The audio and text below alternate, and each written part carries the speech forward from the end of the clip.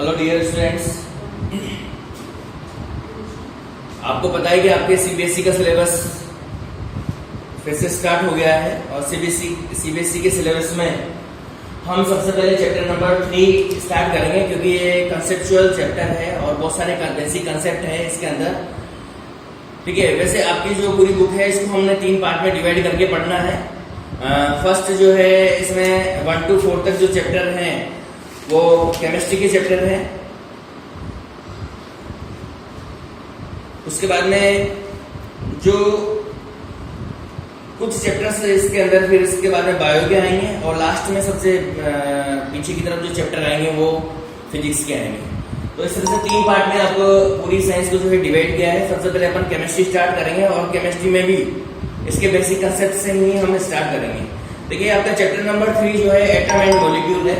तो सबसे पहले अपन एटम की बात कर लेते हैं। एटम्स क्या होते हैं? एटम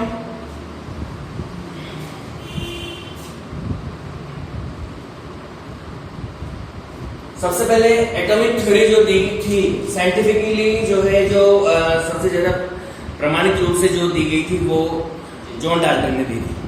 किसने दी थी? साइंटिफिकली की अगर हम बात करें, बट उससे पहले हमारे इंडियन जो बहुत सारे फिलोसफर्स थे उन्होंने भी जो है परमाणु के बारे में यानी कि एटम के बारे में कुछ बताया था। बहुत सारी नॉलेज उस समय भी थी। और उसके अलावा जो और भी फिलोसफर्स थे इनके जो समकालीन, उन्होंने भी बताया था। सबसे पहले अपन इंडियन फिलोसफी की बात कर लेते हैं। हमारी इंडियन फिलोसफी जो है वो कहती है कि हर जो हमारे सराउंडिंग मैटर है, जितना भी मैटर हमारे चारों तरफ है, जो भी कुछ हम देखते हैं, ये सब के सब स्मॉलेस्ट पार्टिकल से मिलकर बने हुए होते हैं और उस स्मॉलेस्ट पार्टिकल को परमाणु कहा जाता है। ऐसा कौन कहता है? Indian philosophy. और इंडियन फिलोसफी में सबसे पहले महर्षि कणद का नाम सबसे ज्यादा आता है। महर्षि कणद जो थे, इन्होंने एटम के बारे में बहुत सारी जानकारियां बताई थी और उसी महर्षि कणद का जो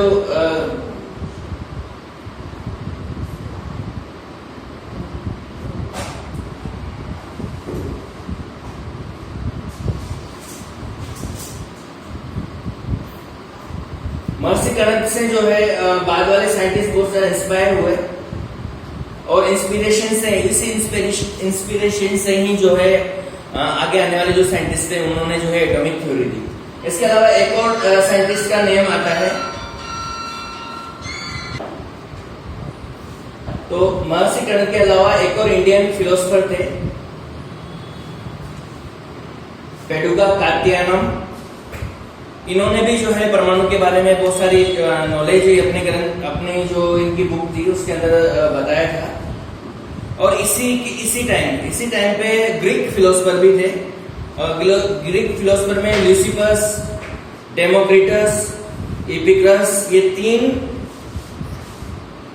फिलोसफर थे जिन्होंने इनकी जो बुक थी उसमें जो है एटम के बारे में बहुत सारी जानकारियां इन्होंने दी थी। बट देखिए, साइंटिफिकली एक्सप्लेनेशन वहां पर भी नहीं था। न कणद की बुक में साइंटिफिक एक्सप्लेनेशन था, न इनकी बुक में था। थोड़ा ब्रीफ डिस्क्रिप्शन दिया हुआ था।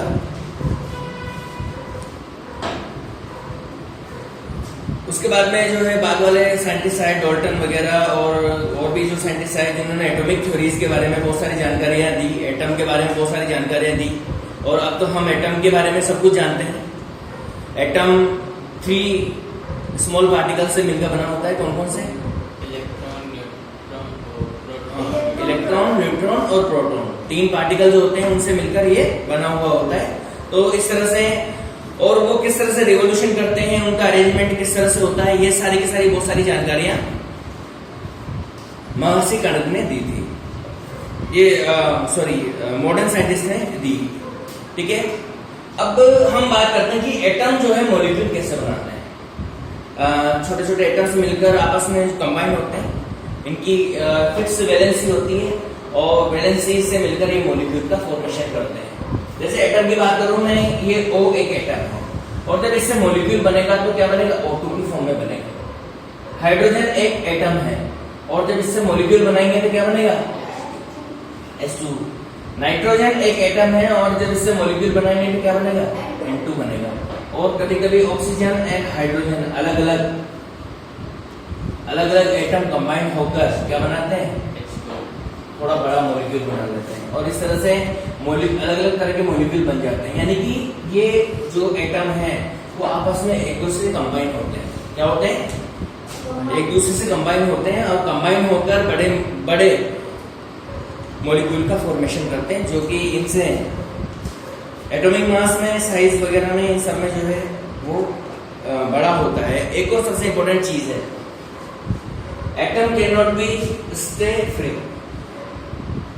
नेचर के अंदर ये फ्री स्टेट में नहीं रह सकता है, ठीक है, जबकि मॉलिक्यूल जो है फ्री स्टेट में रहता है। नेचर में जो ये एलिमेंट्स पाए जाते हैं वो हमेशा मॉलिक्यूल की फॉर्म में ही पाए जाते हैं, क्योंकि स्टेबल स्टेज है ये अनस्टेबल स्टेज है, इसमें कभी कोई स्टेबिलिटी नहीं आती है और इसके अंदर हमेशा स्टेबिलिटी आती है। तो ये स्टेबल स्टेज में ही आपको नेचर के अंदर मिलते हैं, यानी कि मॉलिक्यूल हमेशा जो मिलते हैं वो स्टेबल स्टेज में होते हैं और इसी फॉर्म में जो है एलिमेंट हमारे नेचर में प्रेजेंट होता है। अब इसके बाद में अपन बात करेंगे कि ये आपस में जो कंबाइन होते हैं वो कंबाइन होने का पैटर्न क्या होता है। तो देखिए आपस में कंबाइन होने के लिए कुछ लॉज यहाँ पर दिए हुए हैं। इन लॉज को लॉ ऑफ केमिकल कॉम्बिनेशन के नाम से जानते हैं।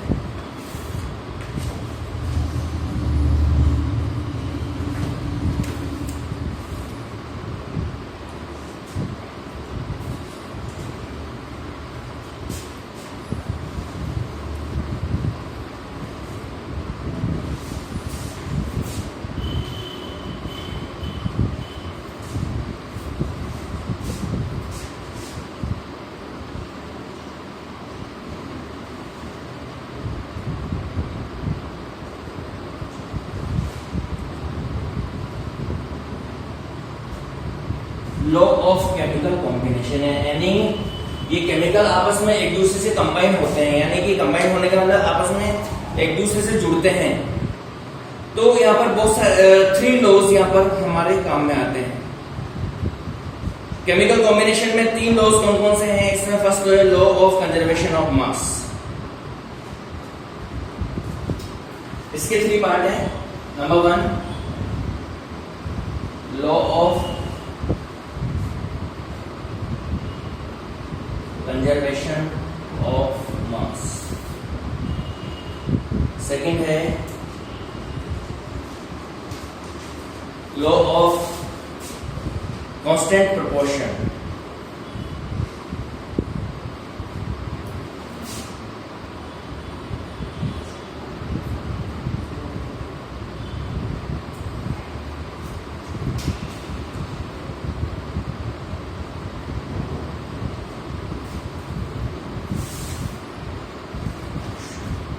and third है law of multiple proportion।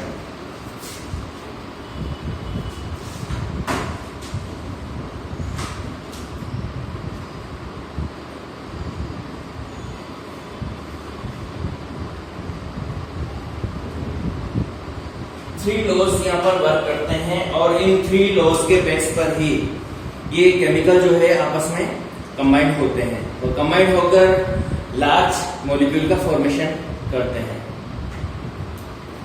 सबसे पहले अपन बात करेंगे law of conservation of mass.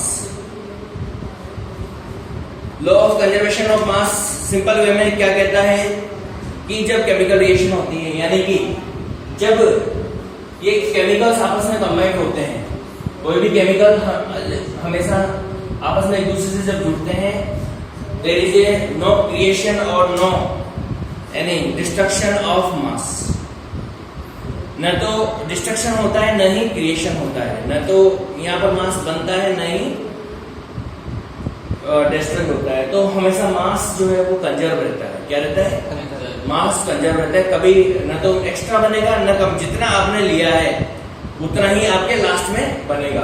For example hydrogen और ऑक्सीजन की आपने रिएक्शन करवाई और इन दोनों की रिएक्शन से क्या बना? वाटर बना।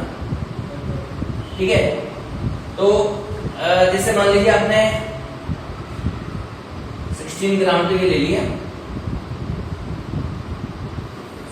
32 ग्राम के लिए ले लिया और 2 ग्राम ये ले लिया।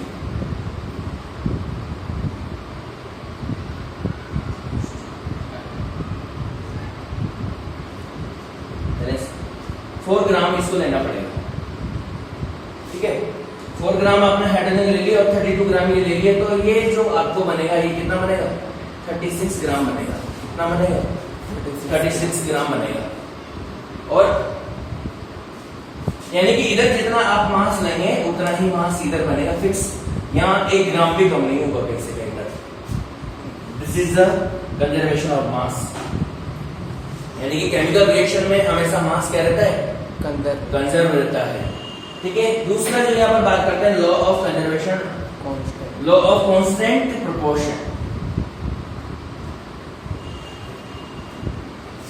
देखिए ये केमिकल रिएक्शन होती है, तो केमिकल रिएक्शन में ये LHS होती है, ये RHS होती है। ये जो एरो है ना, इस एरो के हिसाब से इसको लेफ्ट हैंड साइड कहते हैं, इसको राइट हैंड साइड कहते हैं, ठीक है।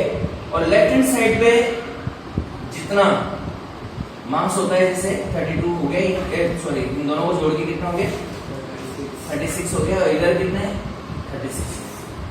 तो इन दोनों का रेशियो क्या आएगा? Constant proportion. क्या आएगा? कांस्टेंट प्रोपोर्शन आएगा। यानी कि जो LHS, इनको हम रिएक्टेंट कहते हैं और इनको क्या कहते हैं? हम प्रोडक्ट्स कहते हैं। ये रिएक्टेंट्स होते हैं और ये प्रोडक्ट्स होते हैं।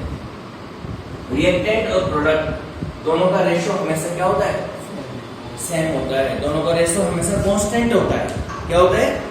कांस्टेंट होता है। तो इसको कहते हैं लॉ ऑफ कांस्टेंट प्रोपोर्शन। अब इसके बाद थर्ड लॉ आता है law of multiple proportion. Multiple proportion का देखिए विशेष रोल यहाँ पर नहीं होता है, क्योंकि केमिकल कॉम्बिनेशन में ये 2 लॉ हैं, ये सबसे ज्यादा चलते हैं।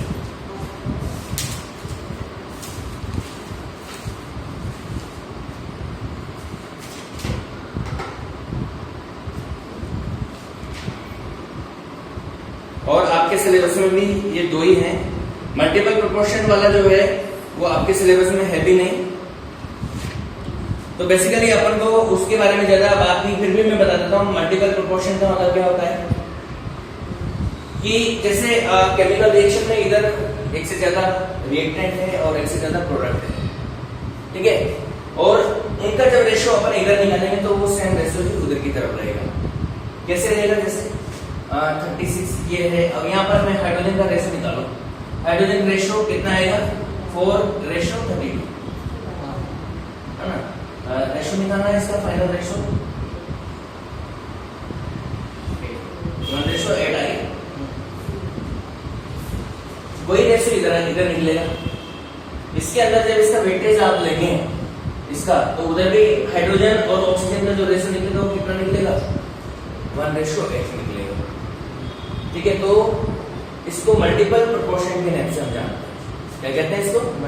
मल्टीपल प्रोपोर्शन के नाम से इसको जानते हैं। तो इस तरह से जब केमिकल कॉम्बिनेशन होता है तो उस केमिकल कॉम्बिनेशन में law of conservation of mass, law of constant proportion and law of multiple proportion, ये 3 लॉ जो है वर्क करते हैं और इसी के हिसाब से केमिकल कॉम्बिनेशन होता है।